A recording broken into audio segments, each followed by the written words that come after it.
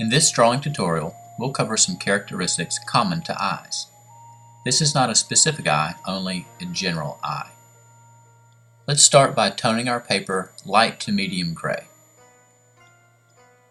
Make your toned area a little darker on the left. In this gray area, we'll start the shape of an eye. It's important to note that an eye has a round corner on one side where the tear duct is, and a sharp corner on the outside. The top eyelid overlaps the bottom eyelid just a little bit.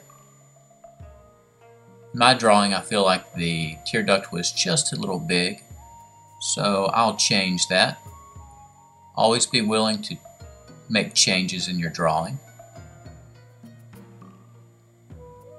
Now, the eyeball is round and pushes out beyond the bones that hold it in place. The bottom of that eyeball is going to appear to be a dark shadow under the eye opening. Let's go ahead and shade under the eye and next to and around the tear duct. You may leave a little gap between those two shadows just below the tear duct. The top eyelid is characterized by a fold.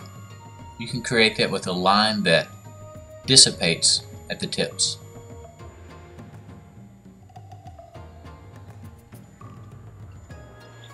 You'll notice that the fold has a little crook or bend in it that's common to many eyes.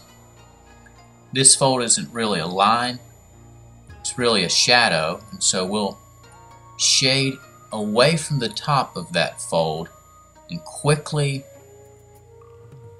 lift our pencil off the page so that we get a smooth but fast gradation above the fold of the top eyelid. Just to give our eye some context, I'll go ahead and add some texture marks to indicate an eyebrow.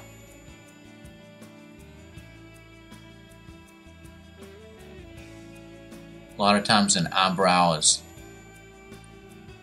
texture marks are more visible at either end.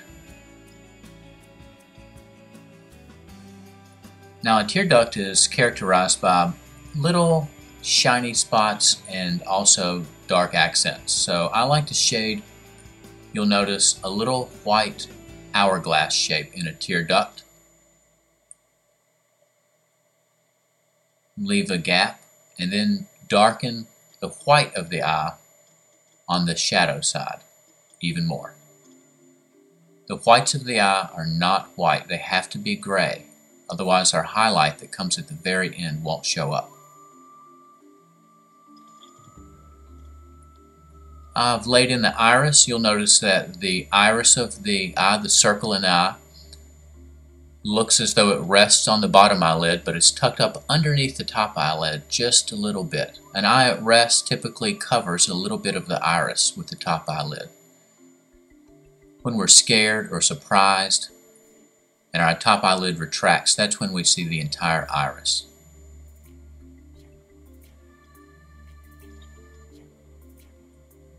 I'm going to go ahead and give a medium gray value to the iris right now. I'm not looking for a pupil. I'm just trying to darken the center of the eye so it stands out from what are the whites of the eye.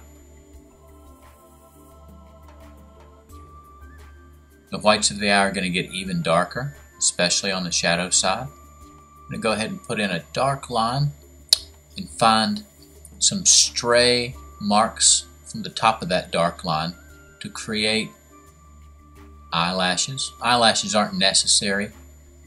This eye would look just fine if we left the eyelashes off entirely, but I'll go ahead and throw in some detail.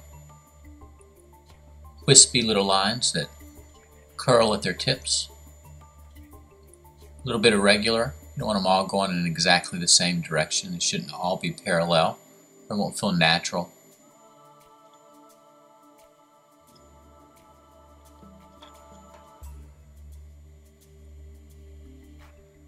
What we have right now is sort of a dead eye. There's really no life to the center of it. Let's go ahead and push that eyeball back farther behind the eyelid by adding a shadow just under the top eyelid. The shadow comes down maybe about a quarter of the way across the eyeball. It's really going to help the top eyelid to feel like it hangs out past the eyeball. I put in a dark accent along the bottom eyelid, coming into the middle from the outer corner. And I'll darken the ring of the iris just a bit too.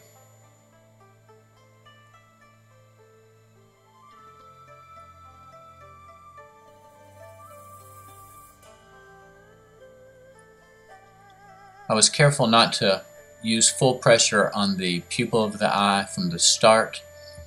I wasn't sure if I wanted it to be smaller or larger, or if it was going to move around, so I just wanted to discover it with a dark gray and then build up its value later in the drawing.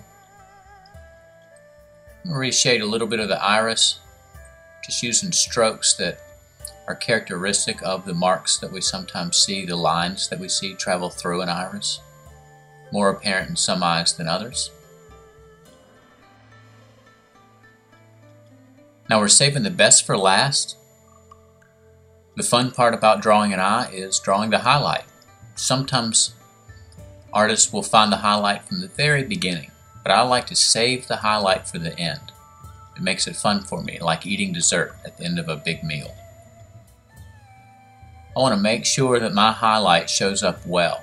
So I'm going to continue to darken the shading in my eye, trying to keep the value arrangement the same, just bringing everything down one more step on the value scale, so that when I erase out my highlight, it'll show up well. The key to the highlight is to erase it out across the border of the iris, make a mark that is confident, and then leave it alone. That's it.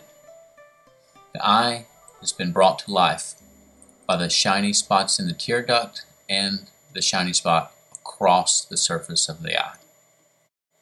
Thank you for watching TotalDrawing.com, art lessons for everyone.